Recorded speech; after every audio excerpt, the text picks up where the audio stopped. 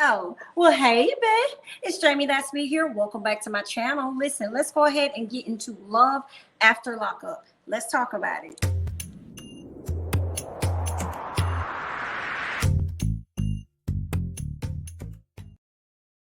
All right, y'all. First things first, let's go ahead and get into Lisa and Stan. So, y'all know Lisa at the hotel because her and Stan got into it.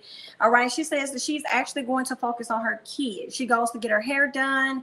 Lisa says that she got into a fight. So when her hairstylist asked her, like, girl, what happened to your hair or whatever? She was like, oh, girl, I had gotten in a fight and he had got pulled out. I'm like, oh, Lisa, a liar, period. Okay. How do we even know Lisa was on the phone with her son, to be honest? Because Lisa is a liar. That's what I'm seeing. All right. Lisa knows she cut her hair like that because that's what she wanted to do. Lisa liked women as well as men. So I think she went into the prison looking butch. That's what I think. Okay. Now, while she's with her stylist, she gets a call from Stan, and Stan tells her that he wants to do a date. He wants to do everything over, and he said he'll text her the details, and she said she'll think about it, right?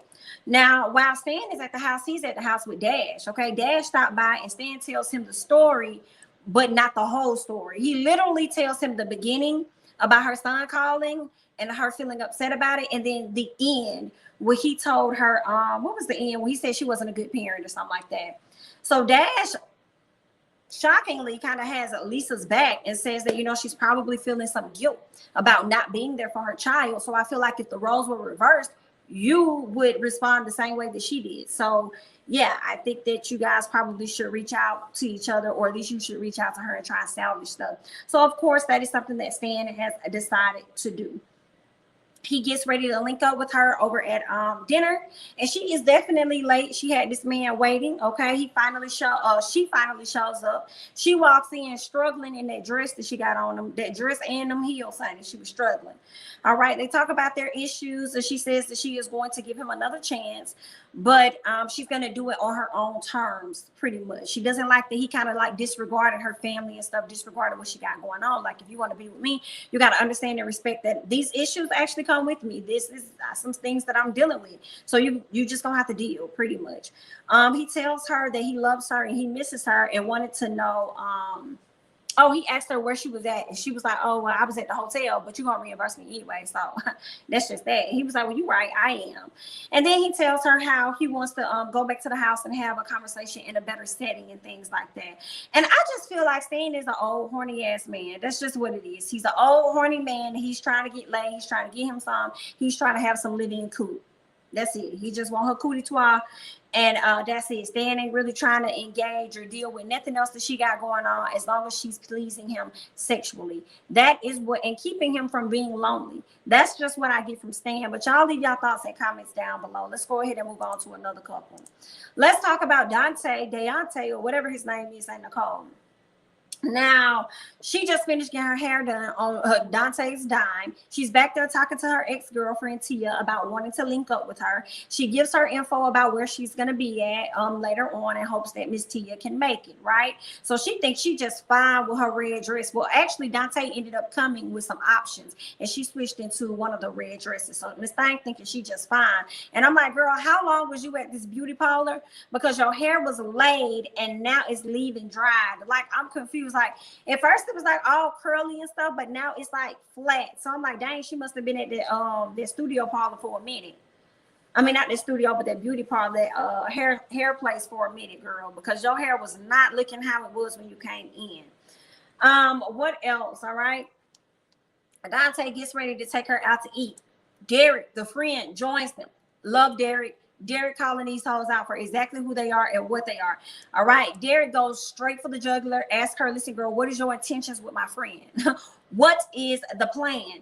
Okay. Nicole lies and tells this man that she loves Derrick, even though he doesn't believe her. Okay. Then her lying ass friend hops in and says, he's all she talked about. She's all he talked about when she was in prison. And it's like, girl, shut up. I was so here for Derrick. Derrick said, I don't believe neither one of y'all. I was so here for him. I was like, come on, Derrick. Nicole around looking around, and Dante like, who you looking for? She was like, nobody. He said, well, who is nobody? She said, well, my friend Tia said that she was gonna show up. He was like, well, I don't know her like that. And what Derrick asked, did you sleep with her? And she was like, He was like, so you did? Okay, cool. Daonte is pressed to hear that she pretty much let the girl eat her cootie twat, because he was like, oh, so you was getting it in prison. This is what Derrick is saying. She was like, no, he said something about dildos. And she was like, no, she ain't used no dildo on me. That girl ate my cootie twat, this, that, and the other. And so Daonte feeling away. He feeling away. He was like, dang, she done ate the box and I can't even touch it. He's like, he can't even touch it, honey. I am so tickled. All right. I appreciate Derrick so much because he just came with it and he just put the truth out and called Miss Nicole out for who she is. Okay. All right. What else happened? She ends up leaving out so she can call Tia, only to learn that Tia is not coming. All right. I don't think Tia really wants to deal with her. Tia probably trying to get her life together. She probably don't want to be affiliated with that mess that girl got going on. Okay. Now Daonte walks outside to talk to her, and we learn that that he asked her like, why you ain't spending the night or something like that. So they're pretty much arguing out there. She says, you know, I don't feel comfortable staying the night with you. I don't feel comfortable doing that. He said, oh, but you feel comfortable spending my money. I said, yes. Yeah, she don't feel comfortable staying at your house, but she also don't feel uncomfortable when you spending money, okay? Yikes, I'm glad he called it out for what it is, but the sad part is that he called it out for what it is, and he's going to continue to be in the situation like a dummy, but that's just that on that. She says that she would be staying the night with him, okay? But here's the thing. We're going to see how the night goes. You're probably going to stay in one room, and I'll stay in the other, pretty much continuing to put stipulations on things, okay? What else happened? He gets her to the house and he ready to smash, but she doesn't want to. She wants to wait, is what she's saying. So she gets all on top of him and stuff and kissing on him and doing all this extra stuff, but she doesn't want to engage in the sexual activity. She wants to wait, and he agrees and says, okay, that's fine. We'll just wait. She goes into her room. She gets on the phone with her boyfriend or her ex-boyfriend and chats it up with him. And I don't know how he didn't hear her. He goes and pulls out Nicole Jr. child, so he gonna have to use her tonight. Honey, I can't deal. I cannot deal. And I'm not mad. Like, he gets what he gets. He gets what he gets. His friend sees exactly what's going on, but he never wants to listen to nobody. So Daonte deserves to get played every time. Britney and Ray. Let's go ahead and move on to Britney and Ray. Britney and Ray, he calls her to tell her that he coming home tomorrow, and Ray will be at the house for like the next 2 months. So he got to be stuck in the house. He only can really go to the backyard, and that's it. He can't go up the street, around the street. He can't do nothing. He's confined to the home.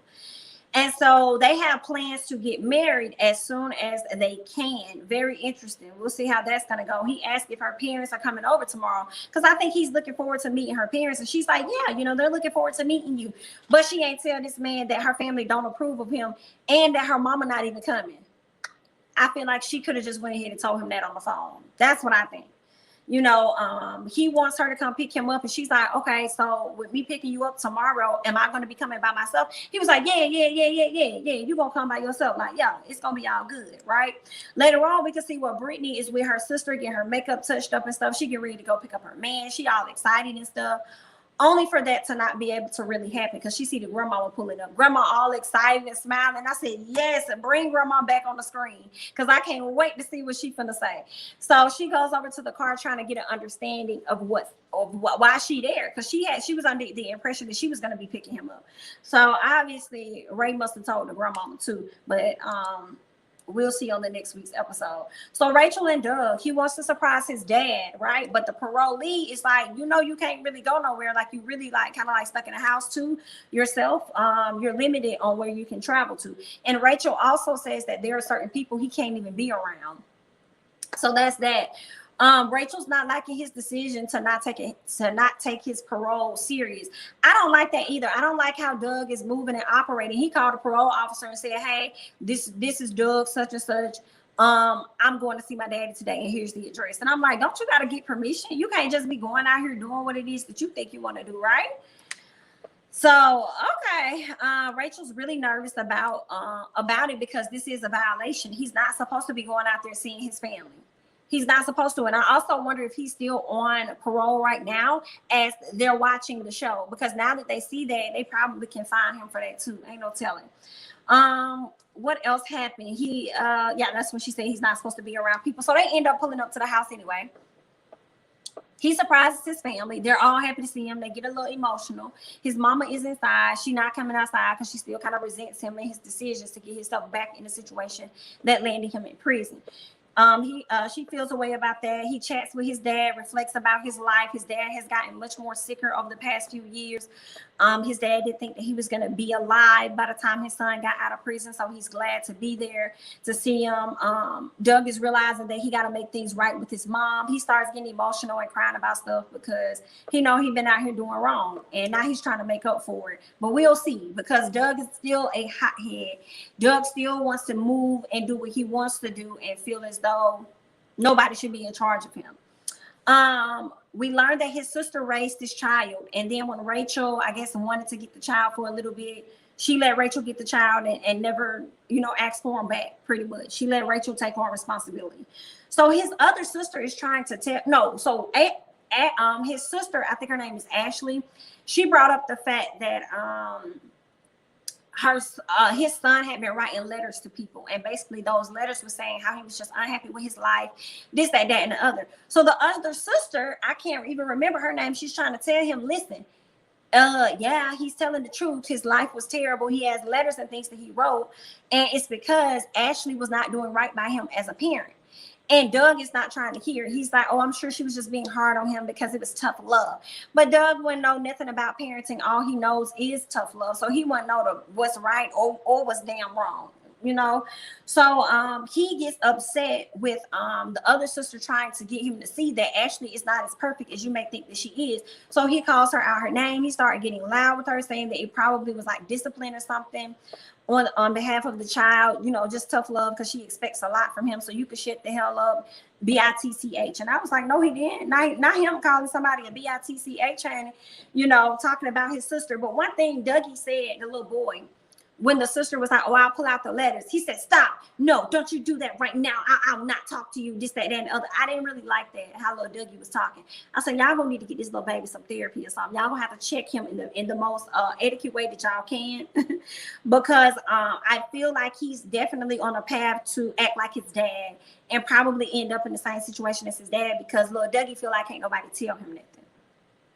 Okay, now granted, he is probably still being hard on his doing the most with his dad, considering his dad wasn't there, so he's trying to, I guess, be tough or whatever the hell that is. But if it's not rectified, and it seems like it ain't been rectified for a minute, little Dougie finna go down that same damn hole. So y'all gonna have to figure out what y'all need to do as far as therapy or something for this little boy, because I'm sorry, I still got Britney and Ray up here, because I just can't take it. I can't. Like, somebody gonna have to whoop his little ass or do something, because Dougie definitely has a fly mouth that definitely needs to be checked. Y'all been letting this little boy run amok, okay? Just like y'all let that son run amok, and then when he gets to the place of, oh, he's grown, he makes his own decisions now. Yeah, he may make his own decision now because he's older, but y'all could have still did a better job at parenting instead of putting it off on. It's on him now. Bitch, you should have did a better job in the beginning. But that's that on that. Y'all leave your thoughts and comments down below. That's all that I got from Love After a Lockup. I'm jamithatsme. Don't forget to like, comment, subscribe, share my videos, follow me on Instagram and Twitter, and I'll catch you guys in the next one. Bye-bye.